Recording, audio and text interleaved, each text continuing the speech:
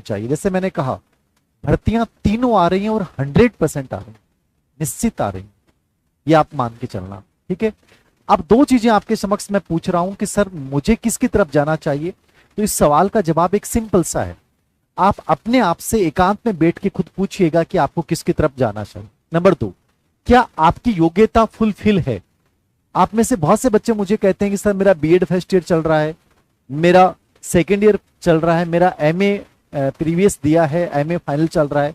जब इस स्थिति में आप होते हैं तो आप अपनी संपूर्णता के साथ उस एग्जाम को तैयारी नहीं कर पाते हैं। सिंपल सी बात सुनिएगा, आपको लगता है कि मेरी कंप्लीट होगी कि नहीं होगी। भाई किसी भी भर्ती का विज्ञापन आता है, जैसे मान लो 10 जुलाई के बजट में घोषणा कर रहे हैं, मुख्य सचिव सुधांशु पंत इस बात की पैरवी कर रहे हैं कि भर्तियों का टाइमबद्ध शेड्यूल बने, कंप्लीटली टाइमबद्ध शेड्यूल बने, कि मान लीजिए 7 से 8 महीने में कंप्लीट भर्ती प्रक्रिया पूरी हो। मैं नहीं कहता कि ऐसा हो पाएगा, मैं मानता हूं कि 2025 में एग्जाम होगा, लेकिन फिर भी किसी भी एक अच्छे विद्यार्थी को जब वो प्रिपरेशन कर रहा है तो उसको मैक्सिमम टाइम जो लेना चाहिए वो 6 माह लेके चलना चाहिए, कि मेरे पास इस भर्ती की प्रिपरेशन के लिए 6 महीने हैं। अब इस 6 महीने में मैं कैसे और किन चीजों को बेहतरीन तरीके से मैनेज करूं कि 6 महीने बाद जब सिचुएशन हो, चाहे वो एग्जाम डेट 2 महीने बाद आए, चाहे 4 महीने बाद आओ, 6 महीने प्रिपरेशन करने के बाद मुझे डर नहीं लगे कि सर मैंने कंप्लीटली सिलेबस को कवर कर लिया, फर्स्ट पेपर को कवर कर लिया है, मैंने जितने भी ओल्ड PYQ हैं वो सब के सब निकाल लिए हैं और मैं अपने आप सेटिस्फाइड हूं। ये सिचुएशन आपकी यानी आज से 6 महीने बाद आ जाने चाहिए। अब तुम एक सवाल आप में से अधिकतर बच्चों का मेरे पास होता है, कमेंट में भी होता है, वैसे भी होता है, सर क्या मैं आज से करूं तो क्या पॉसिबल है। सर मेरे से बहुत सारे मेरे साथी हैं जो पिछले 6 महीने से कर रहे हैं, वो तो पता नहीं क्या पढ़ लिया होगा। ईमानदारी से बताऊं ना, चाहे आप 1 साल से पढ़ रहे हैं, 2 साल से पढ़ रहे हैं, प्रिपरेशन लास्ट के जो 6 महीने होते हैं वही होती है। जब प्रेशर के साथ कोई चीज होती है ना, वो वास्तव में फलदायक होती है, अन्यथा नहीं होती है। अभी आपका 6 महीने आपका जिंदगी का टर्निंग पॉइंट है। आपको पता है कि माहौल कंप्लीटली बन चुका है, अब प्रेशर भी आप लोगों पे आएगा।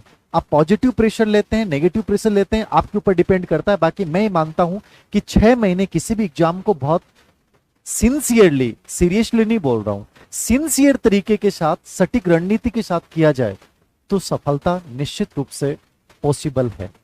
दूसरी बात, सर क्या इनमें से हमें किसके साथ जाना चाहिए, मैं ग्रेड 3 करूं, ग्रेड 2 करूं, ग्रेड 1 करूं।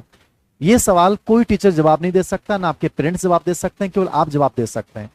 ग्रेड 1 में जब आप पढ़ते हैं तो वहां मैथ रीजनिंग आती है, वहां इंग्लिश आती है, वहां 5% हिंदी के आते हैं, 5% साइंस के आते हैं, भारतीय इतिहास, राजस्थान इतिहास, कला संस्कृति के 15 प्रश्न आते हैं, स्कूल मैनेजमेंट के 12-13 प्रश्न आते हैं। ठीक है, इस बार साइकोलॉजी भी संस्कृत विभाग में तो नहीं है, बाकी साइकोलॉजी की भी चर्चा देखो फाइनली होता है कि नहीं होता है। तो इतने बड़े सिलेबस को आप पहले देखिए और लास्ट ग्रेड 1 का पेपर निकालिए।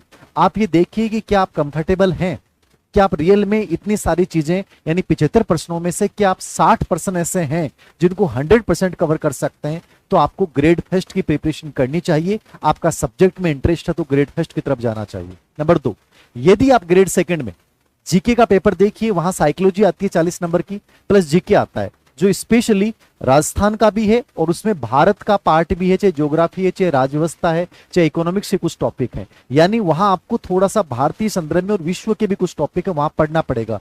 पेपर देखिए और आप एनालिसिस कीजिए, क्या ग्रेड 2 मेरे लिए एक बेहतरीन ऑप्शन हो सकता है। फिर आइए आप ग्रेड 3 पे कि मेरे पास एलिजिबिलिटी केवल ग्रेड 3 की है, तो आपको सोचना ही नहीं है। ग्रेड 3 में 2 प्रोसेस हो सकती हैं।